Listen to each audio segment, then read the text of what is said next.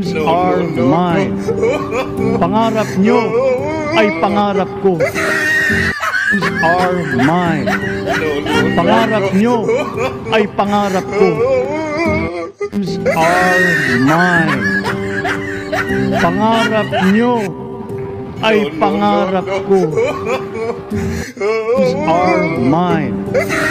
Pangarap nyo ay pangarap ko. A few moments later. A few moments later. A few moments later. Si Bongbong Marcos bangag noon, ngayong presidente na bangag natin ang presidente. Kayong mga military, alam ninyo yan. Lalo na yung nasa Malacanang.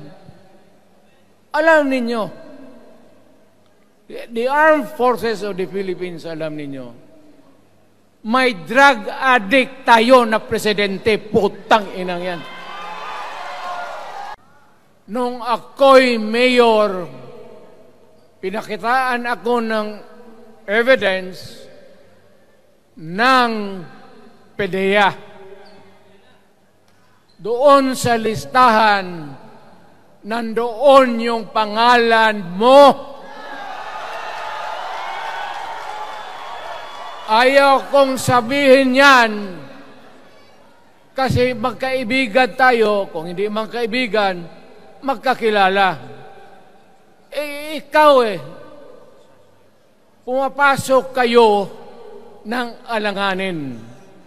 Mr. President, baka susunod ka sa dinaanan ng tatay mo. Diyan ako takot. Ayaw ko mangyari sa iyo yan. You are testing the waters. Not even. You are, pushing to the limits ang pasensya ng Pilipino. Wag na wag mong gawin yan.